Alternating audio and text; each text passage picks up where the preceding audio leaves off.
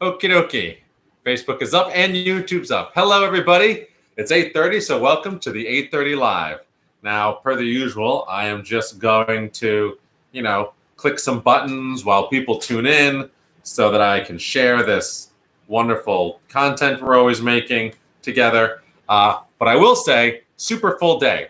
As a result, I didn't get a chance to go through so much of the news. I mean, there's some stuff I think to talk about. I think we can talk about, but it was a pretty packed day and spent as much time as usual on the internet. Chiefly because I woke up this morning and my friend asked me to turn out and help deliver some food. Hey, thanks for the like. Deliver some food to seniors in NYCHA again, and it looks like this is going to be a regular thing. Folks in NYCHA, particularly seniors who can't go outside, really do need food, and they need help delivering all of this food from the volunteer organizations. So if you're interested, sorry, I'm just trying to get this thing shared. If you are interested in helping to deliver food to seniors in NYCHA, please just let me know. You can pop information down in the comments or just say that you're interested, and I'd love to help you get set up. So basically, this is on the Lower East Side. The folks that I know who are working on this, from the Lower East Side, are organizing food deliveries to seniors in NYCHA. Again, I was out there this morning, and if you want to be involved, please do, because they're going to try and do it every day now, and they just need volunteers. And yeah, they didn't have enough today, so they gave me a call. Luckily, I was able to show up and donate some time and some effort, but I got trapped in an elevator. That was actually a huge time suck in the day. So for those who are just tuning in, yeah, if everything goes according to plan, this won't necessarily be a particularly long one. Yeah, actually, we've been talking for like over an hour for the last couple of days, but I didn't get to go through so much of the news because it was super busy. I went out, delivered this food to the NYCHA residents, got stuck in an elevator for some time, and obviously, I guess the NYCHA buildings just aren't that well maintained. And of course, actually, whatever happened to that federal monitor and what's going on with all of the lead abatement? Because these were huge issues just a couple of months ago. And now, of course, all of the questions of infill, NYCHA funding, and resolution to these gigantic problems just aren't happening because there's a pandemic and there's no money available for anything, and nobody can go do remediation work. So, yeah, I guess NYCHA's screwed, but at least we can deliver some food to seniors who live there. And if you want to be involved, let me know in the comments. Do they need coordinators and things that can be done remotely? Not for this one, I don't think, because all of the coordination is done by a great guy I know, Christopher Marte, who's actually running for city council. He's run for council before, but he's not, I don't think, he's not the kind of guy who's doing this because he's running for council. He quit his job in finance to make a difference and run for council a couple of years ago, and he's just been involved ever since. He lost that race. But I always say, look, if you want to know what somebody's really like, if you want to know whether you should trust somebody with public office, watch what happens when they lose their election. There are definitely people running right now who I made that statement of in a previous election cycle, and then they did nothing in the intervening years. And then they go and they run again. And honestly, if you want my support, I suggest that if you lose an election, you stay involved in the community, even if it's that you can run again. The idea that you would dip out and then come back and be like, I'm back, let me run for office, having done nothing of substance for the community, that doesn't sit so well with me. I mean, some of us have just been here for a long time doing things with like no real plan to run or make money at it. So, I do say that, a lot of these groups and these organizers and organizations that folks think are the establishment, like Democratic clubs, yeah, they are the establishment. And in many places, they can behave like a machine. But to some extent, there are folks who are already involved in a community. They might tend to be older because they've been part of building that community since, the 70s or 80s, as in the West Village and such. And the fact that they don't necessarily back a challenger doesn't mean that they are closed to new people joining, but maybe they have a preference for people who have done things in the community and for the community for a couple of years and who they know and trust to do the right thing. it's just one way of looking at it. But I do have to, it's funny because most people think this is an age differential thing, but I remember distinctly after Donald Trump won, a lot of new people got involved in politics, and not just young folks, but like a lot of, honestly, like moms, really people who had been on PTAs and had like been involved in schools and suddenly realized that, wow, we got to step up and do something. A lot of them jumped in, got engaged, and then fresh new people would run for office and then be like, why don't the people who have been doing this for a while support that person? Is it because they're the establishment? I'm like, well, not necessarily. That person has a track record in this community, and they know that person, and they would rather, even if it were the lesser of two evils, they prefer the devil they know to the devil they don't know. Although in this particular case, maybe none of them are devils. Local people are generally pretty good. There are, of course, bad local people, but for the most part, if you're running for a local office, you have some degree of desire to do good. It's when you go be a billionaire, TV celebrity, straight to the presidency, when those motives might be questionable. Now, there were some comments back here, so before we get on, no, there weren't, just a lot of people tuning in. So again, hey everybody, thanks for joining. All right. So I'm gonna. Last thing I did want to say, building on that idea of like machine establishment versus not establishment, not machine. I will say that the machine has been rearing its head recently in Brooklyn. Actually, it's been rearing its head all over the place. One of the small victories, well, I guess it's a big victory. One of the victories that reformers got recently is that Bernie Sanders is back on the ballot. And not just Bernie Sanders, every single candidate who ran for president and hasn't asked to be removed from the ballot, which is everybody, is now on the ballot in New York, and we're having a presidential primary. So after the establishment tried to cut the primary and cut the capacity of voters to express themselves, a judge overturned that the other day, and we're going to have the opportunity for New Yorkers to express their preference. And again, as I've said many times, this really comes down to the delegates. We all know that Biden's going to be the nominee. That's not the important part. The important part is that New Yorkers have the opportunity to express their desire for the direction of the Democratic Party by sending delegates who are representative of their views and create the capacity for negotiations at the convention. Okay. But that doesn't mean that we don't still suffer from a machine here in New York or from insider politics. That is a very public example of how the political parties or the Democratic or really political establishment thinks about the value of voter choice. But we have in Brooklyn a situation that I've mentioned before where Frank Sedia, who was the previous boss, left his position as the county leader or county chair, which makes him the boss of the party, and was replaced by a new person, Assembly Member Rajneesh Bishat, the first Black woman to head up the Brooklyn Democratic Party in history. Now, not a lot of folks knew exactly how that was going to go down and whether or not Bishat would be more open and more inclusive and more transparent and more reform, be the same as what came before, or really try to put the hammer down. And it looks like it's going to be a hammer situation. Two great organizers who have been leaders in the Young Democrats and in reforming things and really just being active and getting new folks involved in Brooklyn, Christina Doss and John Wasserman, were told during the pandemic, while John was sick with COVID symptoms, although whether or not he actually had COVID-19 is unknown because, of course, you couldn't get any tests during March.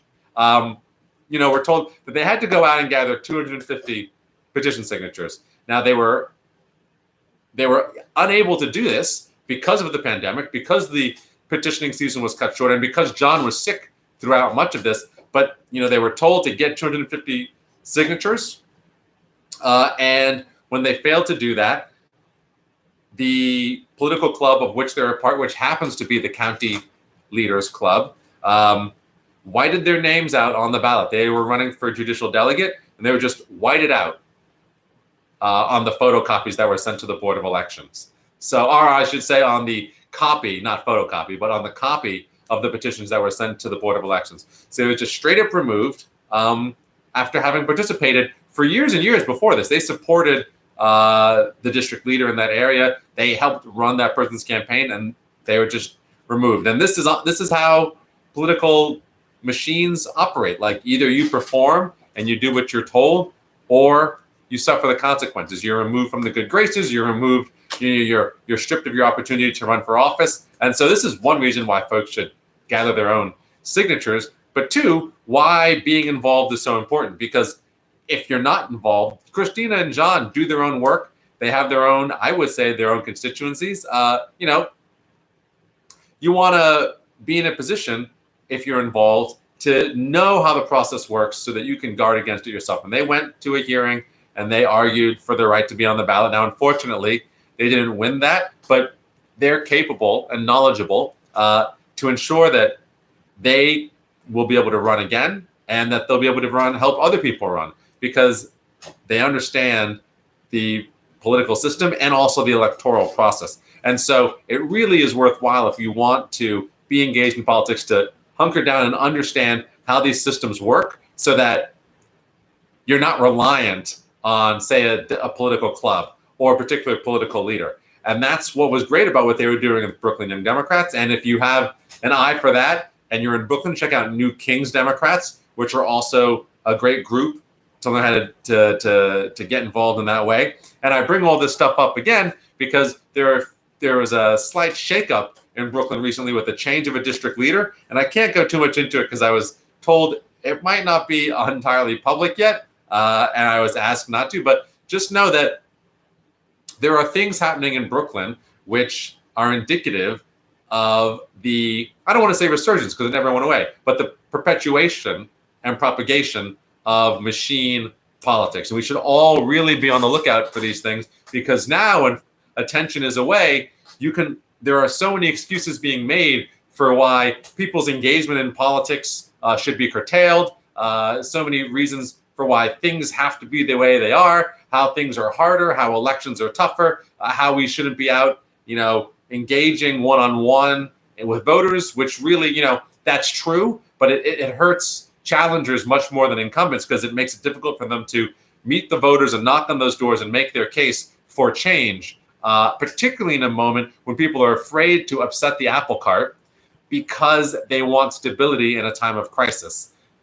Unless, of course, you happen to be one of those politicians openly and vocally creating chaos like Donald Trump, which brings us to the second thing I wanted to talk about, which is this batshit crazy Twitter story. I don't know if you've seen it, but I'm going to pull it up for a second because this is absolutely hilarious. It was hilarious in like a super sad way.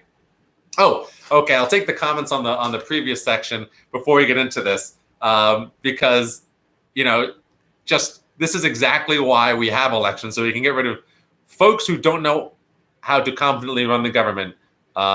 Get rid of them when they happen to be in charge. But let's see. Ooh, this is a long one. India says, "Hey Ben, this is left field, best part of the field, and I don't know if you talked about this yesterday, but I'm worried about RBG, Ruth Bader Ginsburg, and her respiratory infection. Luckily, it's not COVID-19. When I last checked reports, I thought it was gallbladder. She had gallbladder problems.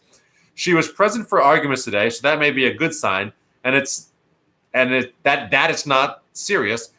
If RGB is able to hold on and decides to retire in January 2021, and if Biden becomes POTUS, I'm expecting him and the Democrats to swear in a less conservative Supreme Court justice. I will find it unacceptable if Republicans block a more liberal candidate. It's not a good look, but Biden should use executive power if necessary to override whatever Republicans do. I guess I don't have a question, just a comment. I know there are more currently pressing things, but listening to her still fight for women's rights to contraceptive access today reminds me how much we need unbiased justices. I'm glad you are still doing these FB Live sessions." Thank you, India, for your comment.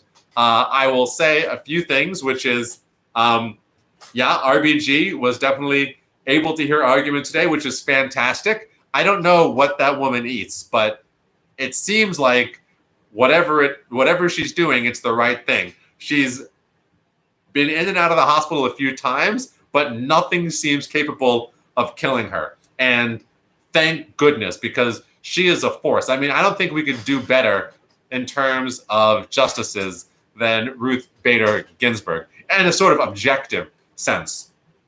Now, that being said, if Biden wins, that being said, I 100% expect RBG to leave her post in the next presidential cycle, whether or not Biden wins.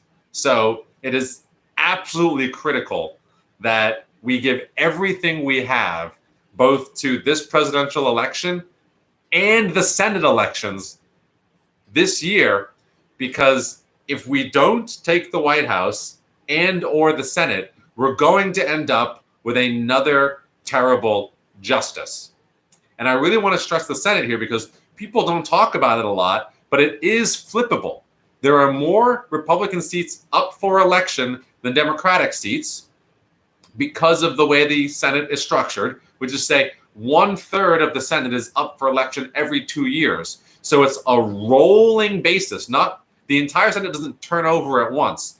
And just the way it plays out, more Democratic seats were up for election 2 years ago, more Republican seats are up for election this year. So this is a pretty valuable moment. And if we get the Senate and we get the White House, I definitely think RBG is going to voluntarily just peace out. If we don't get the Senate, but we do get the White House, then our options still become limited because we know that the Republicans were willing to refuse a vote on a Supreme Court nominee for a year and a half to prevent Barack Obama from filling a vacancy. Now, we might do away with the filibuster, or the filibuster's been done away with, but the Democrats, hopefully, if put in that situation, will not try to roll back and return to the filibuster, thereby presumably allowing the Republicans to block a nominee for 4 years. That would just be ridiculous.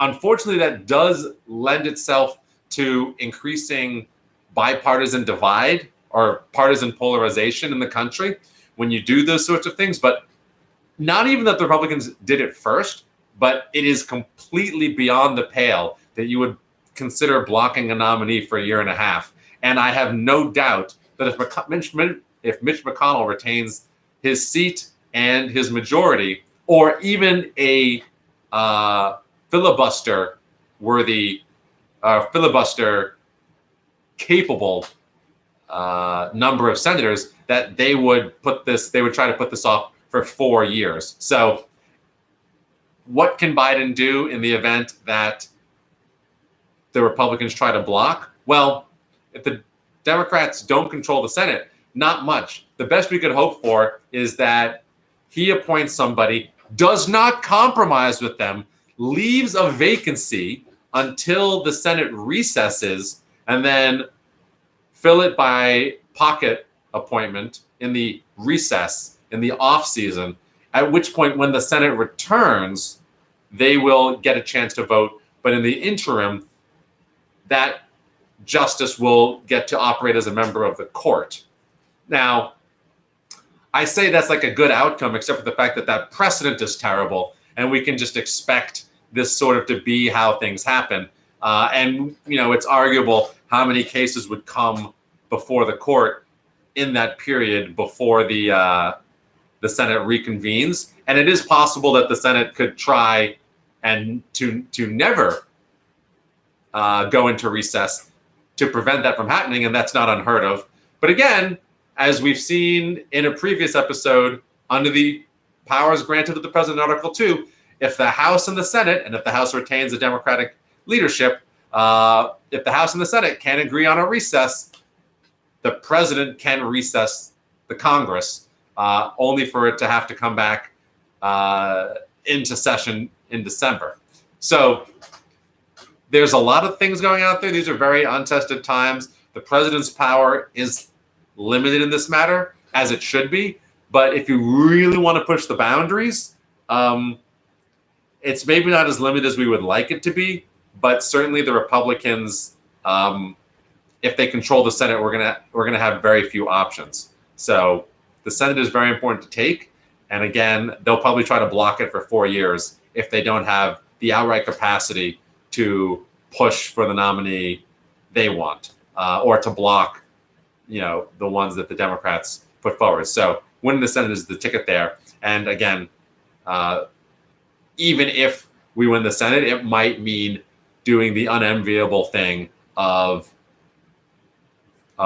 violating the filibuster. But filibuster is basically out the window anyway, so what are you going to do? Julianne Ballington, Seymour. They are some of the best people I know in BK. Going back to Dawson Wasserman, they have done so much for these people. Again, these politicos who they helped get elected once upon a time, and those folks have then turned their backs on them because they were incapable of gathering hundreds of signatures during a pandemic while one of them was sick. But they have done so much for these people. It just shows how unscrupulous, despotic, and treacherous the BK machine is. All machines, not just the Brooklyn machine. We see this in every borough at some point. In some boroughs more than others, but in every borough at some point, and really large swaths of the country. And treacherous the BK machine is. I knew they were like this, the machine, but I honestly didn't know they were this petty. I can't even begin to understand what went wrong with these people who hoard power. They have serious mental health problems. Having such people in power is not only dangerous for democracy, but also the basic functioning of government. I mean, yeah, they're unscrupulous. They're terrible. These are the kinds of folks, there's backroom deals, and then lies spread. I heard some lies, which I know to be false, spread about John and Christina. So, just as particularly in New York politics, again, I said this before, I'll say it again. Donald Trump, his politics are New York politics. The tabloid politics, the lying politics, the making things up and exaggerating them. This is all very New York. It's very local New York politics. It's cutthroat, it's dirty, it's messy. And this is sort of how things happen in New York. And Trump's business was real estate, and real estate is probably the most political business in New York. You might say finance, you might say the law, but it's not. It's real estate, because real estate is all about local party politics because of the zoning, because of the permits, because of the community boards, because of all of the money funneled to Albany, because upstate Republicans, up until the IDC was removed, controlled our rent regulations.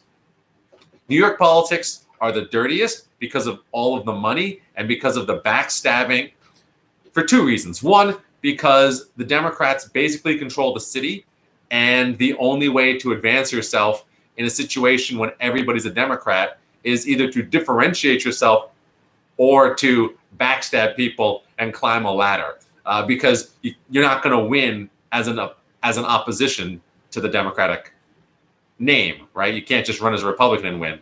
Yeah, there's Bloomberg, yeah, there's Giuliani, but for the most part, you have to be a Democrat, and so you have to play within that structure. That makes it really hard. And so it leads to a very dark and backstabby culture. And I know, because I was in the Young Democrats, and this was really par for the course. And I was like, when I went to my first national convention, I was like, this is going to suck. Everybody in politics is the worst. And then I got there, and I was like, oh, people who live in Republican or battleground states are cool, because they actually have to succeed on the merits and do work and care about things. Whereas in New York, as long as you kiss the butt of the person above you, you're likely to get ahead because there's very low competition. Anywho, that combined with all of the money floating around and the capacity to get rich, and I wouldn't even say rich, the capacity to sell out and get a modicum of money doing it makes it all very, very dirty. And just to give you an example of that, Sheldon Silver, who was indicted on 7 counts of corruption, who used to run, he's the Speaker of the Assembly, one of the 3 most powerful people in New York City. He only only made about $2 million, or maybe $6 million, $6 million across his 20 years of corruption. Like, yeah, they didn't get paid that much as state legislators, but like, it wasn't very expensive to buy these people off. And real estate interests would funnel hundreds of millions of dollars to the legislature in corrupt manner, and also just in campaign contributions, because Albany controlled the rent control laws, and they didn't want rent control and rent stabilization. They didn't want rent regulation extended. They wanted more units to leave regulation and go to market rate because it's so much money. So real estate is the most political industry in New York. And it's just a whole mess. In any event, getting back to what I was saying a second ago, speaking of a whole mess, the federal government is also a mess. And speaking of the federal government being a mess, a lot of it comes down to the administration. And so I just wanted to point folks to, I'm not going to go through the whole thing, but I'm going to summarize this tweet storm that this person threw out today. J. David McSwain, he's a reporter with ProPublica. Highly recommend that you go check out this tweet thread, because it's about a contract that the VA, Veterans Affairs, signed for $34.5 million with a company to get 6 million N95 masks. Now, they signed this contract with a company that advertised, quote, blockchain solutions, and it only existed for 2 years. So zero. There have been a couple like this. We spoke about one before, but this is a company with zero experience procuring or producing medical supplies that got a contract for $34.5 million to provide 6 million N95 masks to the VA. What follows is an entire litany of insanity, which revolves around the fact that the person who ran this company promised the 6 million masks to the VA, lost access to those masks because they didn't pay for them fast enough, continued to profess to the VA that they would be able to meet the $6 million mask shipment. On the day that the shipment was due, flew to DC to receive shipment, knowing that they had secured none. Simply doing it, quote, on faith, as they continued to make phone calls to brokers trying to find masks. They apparently did find somebody who was willing to operate as a broker, and this was the former Attorney General of Alabama, Troy King. Troy King also ran for Congress, which is why you might know that name. In any event, the whole thing falls through, and no masks are ever delivered. Now, eventually the contract does get canceled, but this is how the VA was trying to procure medical supplies during the pandemic. Mind you, the masks that Troy King was allegedly going to provide through this other company were being priced at $4 something a mask, which is a 350% markup. So the VA was about to pay 4 to 5 times the price of N95 masks, operating through a company which provided blockchain solutions and had no history of medical supply, which lost its supply of N95 masks and had to operate through a broker, Troy King, who also didn't come through, resulting in the end with the VA receiving 0 masks after going back and forth for some time trying to procure them. And this has been repeated over and over and over again. You would think that the federal government could figure out some way to procure these things, particularly if people like Troy King, who are supposedly public servants or former elected officials at the very least, are the ones with their hands on millions of masks. But it's just not that way. So I urge you, I suggest, it's a fun read. It doesn't take that long. J. David McSwain on Twitter. Go check it out. I'll see if I can post the link in the comments, although maybe somebody will do that for me and save me the trouble. So the last thing I wanted to mention today, and of course there's some comments. So let's get into these. Let's get into these comments here. Julianne says, what other areas of the county have machines? Okay, so now we're back to county machines. We're going to leave the VA fiasco for a second. What other areas of the county have machines? Every county has its own machine. I know New York and Illinois, every county has its own machine. I also think that Harry Truman was originally part of a machine in Missouri, but I could be wrong. I know that I didn't hear about machines in South Carolina. That's because South Carolina is Republican. There's a Republican machine in South Carolina. In order to be a machine, it is true that you don't have to be in power, but you're much more likely to operate like a machine if you're in power, because then you have patronage, or you have things that you can give out, or there's value to being part of the party, because the party then gets you elected office, or it gets things from the government for you, like contracts. Go watch Ozark, where they're lobbying to raise the cap on casinos, right? Like, to be an effective machine, you have to be able to do things for people. And like, there has to be a point to selling out. And the point is that you have power. So, South Carolina, it's all about the Republican Party. India says, hi again. Hello again. You are correct about, whoopsie doodles. You are correct again about RBG's infection being related to her gallbladder. Yes, excellent. I love it when I'm right. Thank you for bringing that to my attention and stressing the importance of voting in senators that will vote in a competent justice. My God, let me tell you, the Senate, justices aside, the federal government, the federal judiciary has had a lot of vacancies for a long time, and Trump has been prodigious in filling them with the help of the Republican Senate.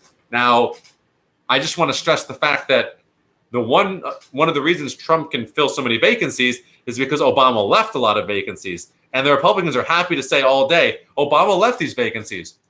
Obama left those vacancies because Republicans refused to vote on any of his nominees, just like for the Supreme Court vacancy. So there were vacancies from Obama's term because everybody he nominated was met with a complete stonewalling by the Republican Party. So those, this is just so, it's just breaking democracy. It's like it's a hack, but like it's technically allowed by the rules. But if the founders were here, they would just be flipping out that this is a total breach of the spirit of the Constitution. Anyway, I digress.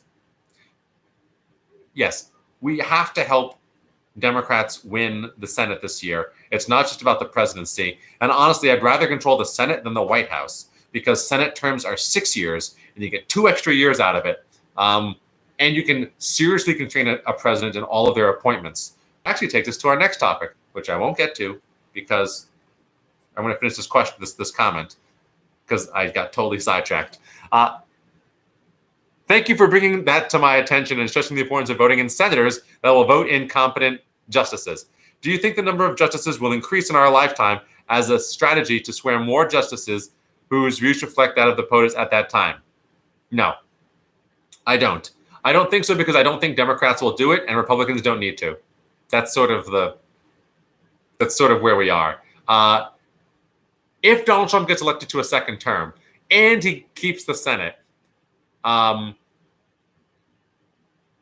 and God forbid, God, if the Republicans win the Congress, like it's over, people. It's over. I wrote an article before the midterms that it only takes 3 elections to lose a democracy, and that was election number 2. Well, that still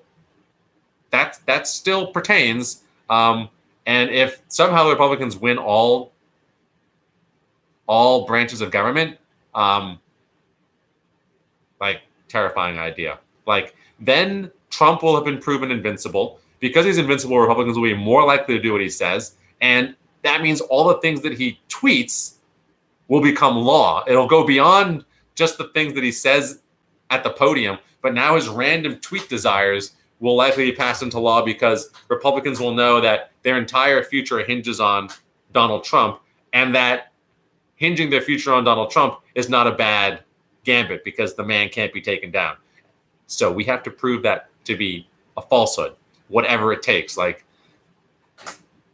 there's a pandemic out there, but it's, risking your life to vote is a scary idea. But there are a few things more important than guaranteeing that franchise and standing up for what you believe in a moment like this.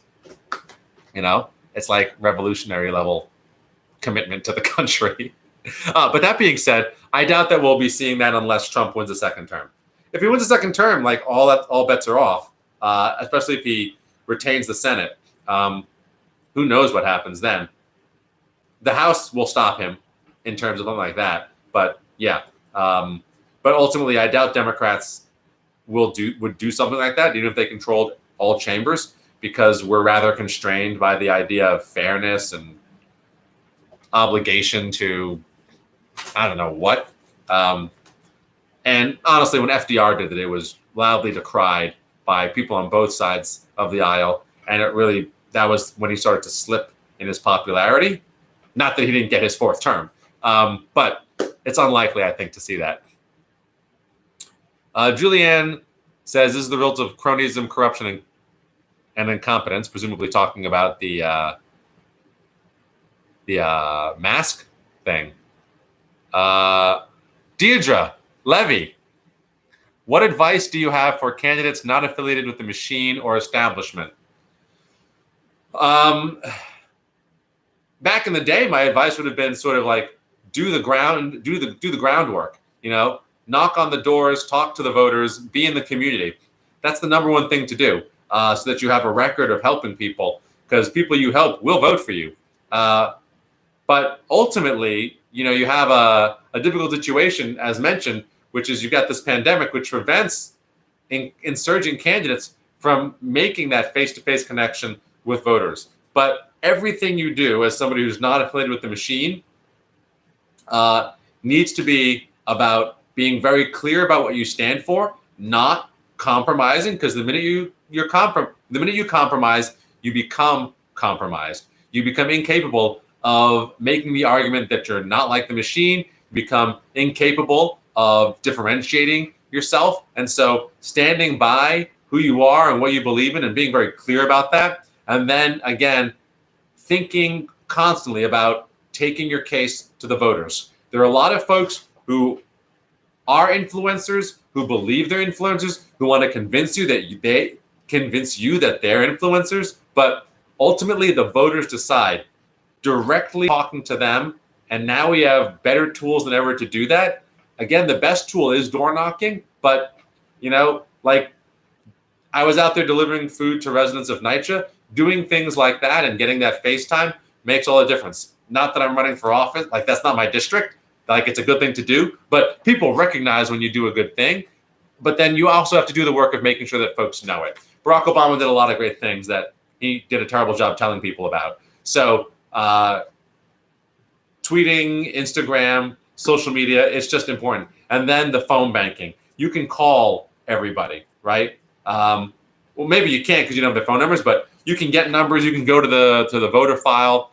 Make sure you make those connections. You can send mail. You can ask people to send you their phone numbers, or you can target them on the internet. But making those individual connections, it's always about the individual connection. And so much we talk about campaigns. When we talk about campaigns, we talk about what's the win number? How many people do you need to get to vote for you? And then you have to reach those individual people. But so many people, it's easy to say that, and so many people just can't conceive of the fact that I actually need to contact that number of people. I need to develop and have develop a relationship with and have a conversation with that number of people. And however you do that is great. But the most efficient ways to do it are the ones you should focus on. And the idea of just name recognition or amorphous media presence, or like I'm on the internet and people like my shit on the internet, that's nothing. That's absolutely nothing. So like you talking to me here in a comment, that's something. We have connected. These little bubbles I see of people in the upper right-hand corner, or this number of like eyeballs, that's nothing. I'm sorry. You guys are great. I love you. Oh, don't leave. I love you. But in terms of votes, I can't, that's not actionable. You need to have actual relationships to which you can point. People who responded to you. And so thinking about how to accomplish that is the key piece. And I'm happy to talk about it in more depth, but this is not an episode on how to run a campaign.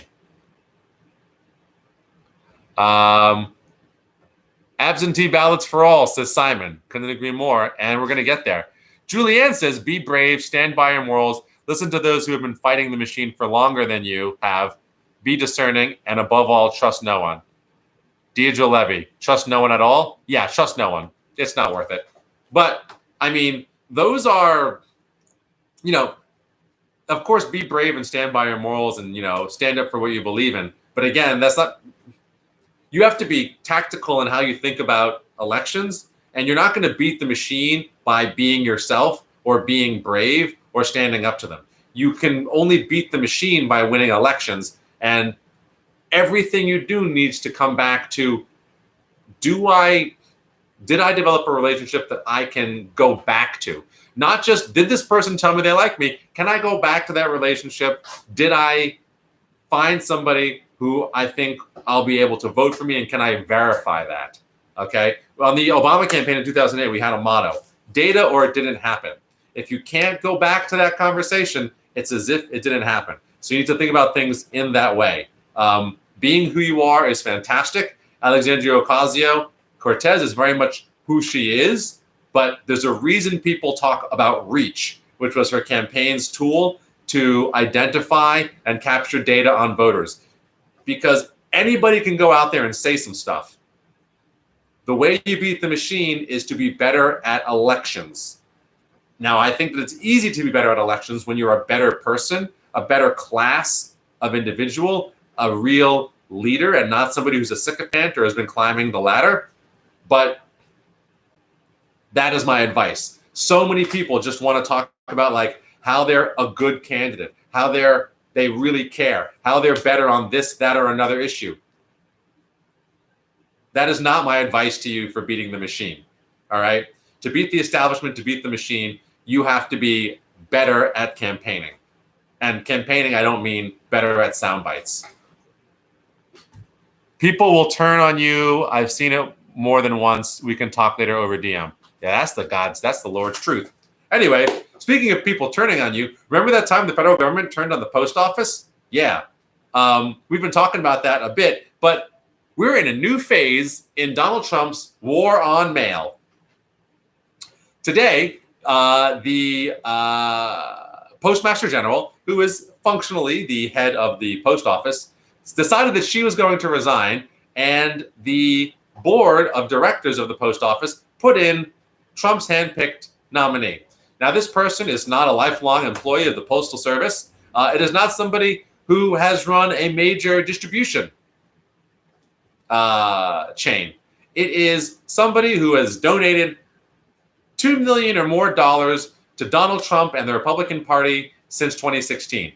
It's just a major donor, and this person gets to be Postmaster General. Now, in normal times, the Postmaster General is kind of a useless position. Like, they don't do that much. Post office kind of runs itself. And it runs itself well, I might add you. The only reason the post office is in severe arrears is A, because of the pandemic, and B, because it's under redonkulous financial restrictions placed upon it by Congress in the early 2000s. And we can go over those, and we have gone over them. But really, I want to say this, which is this Postmaster General represents a bit of a quandary. For many years, Trump has said that the post office is terribly run and a failing, of course, business. And has also accused it of subsidizing his arch nemesis, Jeff Bezos, by providing cheap mail services so that Amazon can ship packages at below cost. Now, that's very much not true. The post office actually makes lots of money off of handling Amazon's packaging. But be that as it may, now that Trump has his Postmaster General in control of the day-to-day operations of the post office, it's unclear what will happen to Postal Service. Certainly, the last Postmaster General got into head-to-heads with the president because he wanted there to be more executive, more presidential control of the post office, and that postmaster general resisted. Now, it's important to understand that the post office is set up as an independent agency, which means that it doesn't fall nominated. Well, the postmaster general, well, all right. The board of the post office, the board of the postal service, I should say, is made up of 11 people. There are 9 people appointed by the president, and then those 9 people choose from amongst candidates the postmaster general. The postmaster general then becomes the 10th member of that 11-person board, and then those folks pick a deputy postmaster general who becomes the 11th person of the board. This means that while the board members are largely chosen by the president, the operations of the post office are separate from the operations and administration of the executive branch by the president directly. So it's not like a cabinet position where the president has the capacity to dismiss a postmaster general or has the capacity to issue orders. So what? Well, the last postmaster general, which Trump could not get rid of, is resigning. And in her stead comes in a giant Republican and Trump donor. What do you think are the odds that that person is going to stand up to Trump when Trump demands that mail rates be raised? Because that's what he demands, that he demand the post office treat Amazon packages differently, using it as a weapon against his enemies financially, when he wants the post office gutted, when he says that the post office should drop its demands that Congress bail it out with $50 to $75 billion. Who knows? But we have entered a new phase of Donald Trump's war on mail. And honestly, it's quite concerning, considering the fact that so much of what we're hoping to do to ensure free and fair elections is vote by mail. Remember, vote by mail doesn't work without mail. Now, Simon says, has anyone seen statistics on deaths of post office workers? I actually haven't. Although I do have death statistics for the VA, which again, we were discussing just before, how they were incapable of getting masks. Now, there have been 2,200 members of the VA who came down with COVID, and somewhere in here is the number of deaths, and I will get it. But insofar as post office, I don't. So if actually anybody does have stats on post office workers who have suffered from COVID and unfortunately passed away, please feel free to post it. Now, let's see if I can get the stat for you. And then we'll sort of... Oh, I'm sorry. This doesn't have the number of people who have died working for the VA with COVID, just the number who have contracted it. But it's 2,200 people who work for the VA who have contracted COVID. I'd say probably in some part thanks to the fact that they can't get the PPE they need. Very sad. So we know more about Amazon than the post office. Yeah, well, that's because Amazon makes the news, you know? Weird. Okay. Unfortunately, I don't have it. And, you know, I could look it up, but I just feel like people don't want to watch me look stuff. Do people want to watch me look stuff up on Google? No, I don't think so. In any event, that's pretty much all I had for today. As always, a fun conversation. Thanks everybody who tuned in. And Justin, you came just in time to see me sign off. I've been at this now for like 50 minutes. But I will be back at 8:30 tomorrow. So tune in, see if you can catch me 8:30 tomorrow, and it'd be great to have you there. All right. I'll see everybody later. And Sam too. Bye. All right, there you go.